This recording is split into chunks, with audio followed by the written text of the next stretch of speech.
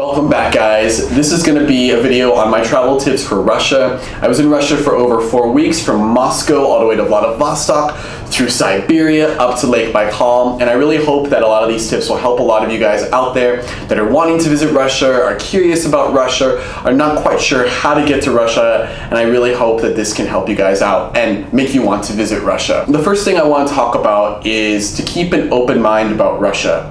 There's a lot of political drama going on right now in the world regarding Russia, the Russian people. I'm not gonna lie to you guys, before I went to Russia, I didn't have the best view of Russia and the Russian people, and that was because of a lot of things that I read and I saw, and I just had never been to Russia myself, so I really didn't know.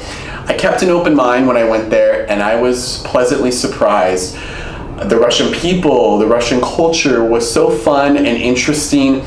I was so surprised. It's very different from my culture in America, but because I kept an open mind, I got such a better understanding for the Russian people, the Russian culture, and to understand why they are the way they are, and to learn about the history of Russia.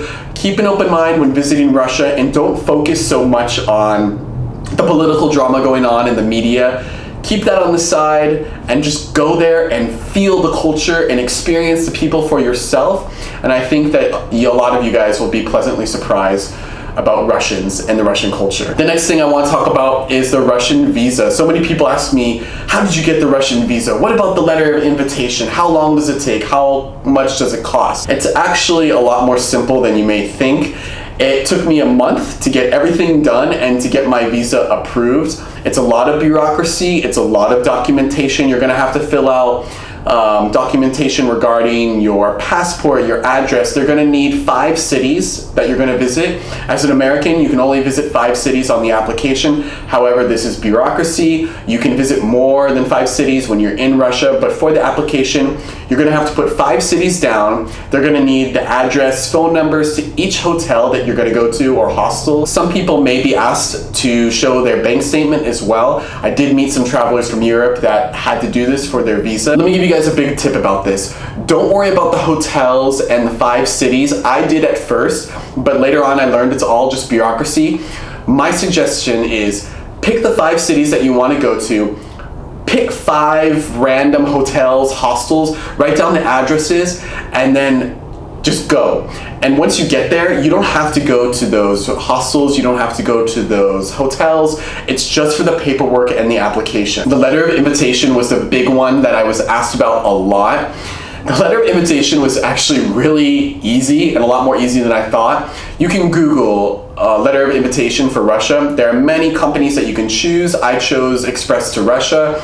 I sent them some of my documentation that they required. It cost 25 to 30 American dollars. Within 48 hours, I had my letter of invitation. It's that simple. So you're gonna need that before submitting your complete application for the visa.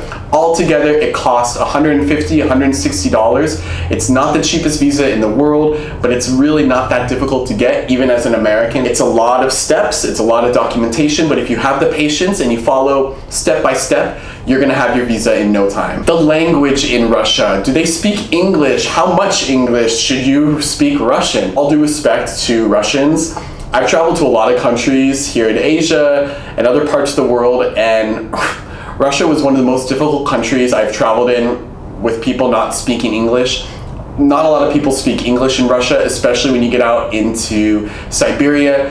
Moscow as a big city surprised me as far as them not being able to speak a lot of English compared to a lot of other cities in the world. If you can at least learn how to say hello or thank you or goodbye, I mean, привет, спасибо, baka, people are gonna really appreciate that you're making the effort. So even if it's just those basic words, it's gonna open so many doors for you, for people to help you. My tip is get a Russian dictionary, get your translator apps on your phone, and learn Cyrillic. Even if you cannot pronounce Cyrillic or any of the characters, memorize the characters, because when you get into the subway, in Moscow. It's not in English, it's all in Cyrillic, and the subway is one of the biggest subways in the world. It's absolutely gorgeous, but it can get complicated, especially if you can't read Cyrillic or you can't recognize the characters. Really make an effort to either learn Cyrillic or recognize the characters and keep your translator and your dictionary with you. It's gonna go a long way, trust me. Try your best when you're in Russia. What I mean by this is,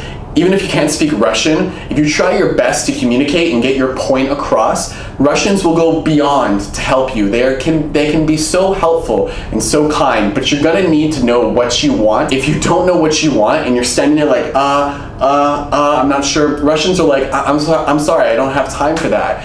You gotta know what you want and you communicate it as fast and as clearly as you can, and Russians will help you so much. I booked all of my Trans-Siberian through the train station in Moscow in person, or one of them. Nobody spoke English. I could not find anyone in that train station who could speak English to help me. However, the ladies at the counter and one guy, they went out of their way to communicate with me, to translate. At one point, I almost thought I was gonna have to give up, and they translated to me to please wait and not to worry, that they would figure everything out. And they did, and they made my trip amazing. Because I had the patience and because I knew what I wanted and I tried my best to get that across, it went such a long way, and they really helped me out. So just know what you want when you go to Russia. Try your best to learn some Russian and to get your point across, and Russians will be more than helpful. Don't worry if people don't smile at you on the street. This is a very American thing, Western thing. I'm from Southern California. I lived in Hawaii for 5 years. I am so used to smiling at everyone. That's just the kind of person that I am. And I had read a little about this before I went to Russia. And then when I went there in person, no one was smiling. I'm like, what's going on? Does everyone hate me? Now, I've been told mixed things about why people don't smile in Russia. But the main thing that I've learned from people in Russia is that a lot of Russians don't smile at you is because they think that when you smile, you're trying to sell something.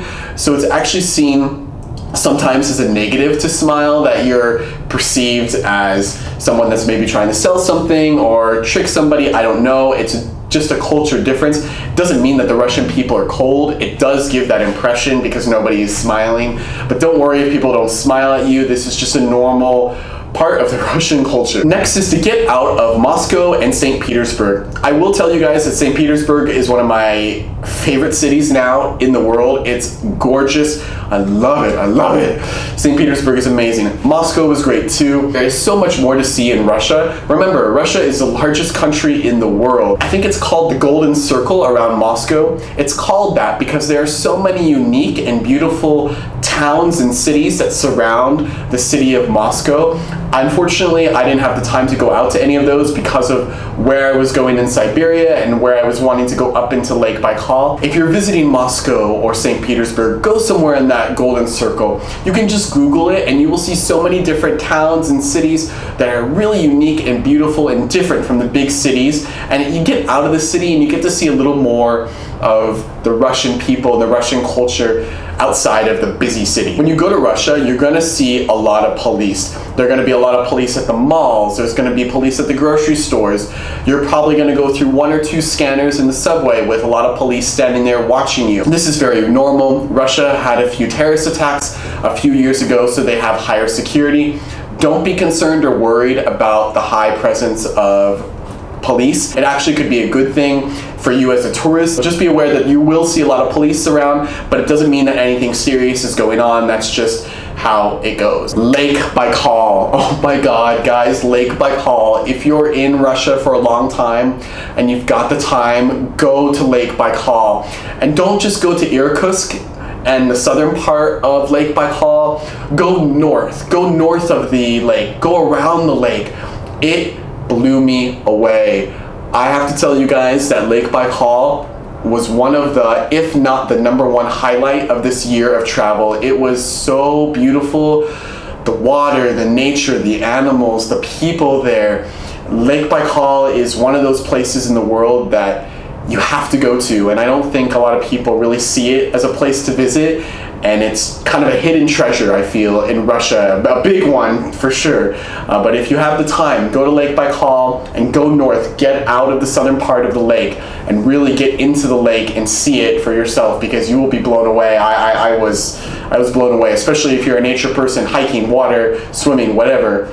You're gonna fall in love. I'm not gonna go into real detail about how expensive Russia is, but I will tell you guys that Russia is not the cheapest country to travel in right now. I'm not sure if this is because of sanctions that have gone on with the country, but when it comes to food, I found food to be quite expensive traveling through the country, especially if you're traveling on the Trans-Siberian and you go to the restaurant, which is understandable, right? Because they have to transport the food on there, so it's gonna be more expensive. Just keep in mind that food is not going to be the cheapest in Russia compared to other countries in the world like China or Southeast Asia. It's not the most expensive. However, Russia isn't the cheapest place to travel. So just keep that in mind. The way I saved money, hostels all the way. You could even do couch surfing, which would have been a great idea for me to have done. I just didn't do it at the time. And just budget your money well. But just be aware that you're going to be spending a bit more money when you travel to Russia than other countries like China, Thailand, Malaysia, other places in Southeast Asia. I hope that these tips helped you and give you kind of a better understanding for Russia. I loved Russia. I almost kind of want to go back to Russia and do it all over again, except this time start in Vladivostok and make my way through Siberia and end in St. Petersburg. Oh, how cool would that be if I did that in the future? Same trip, but I went the opposite way. If there's anything I didn't talk about or things that you want me to elaborate more on, I'll do my best to elaborate on them and share my personal experience with you in the comments below.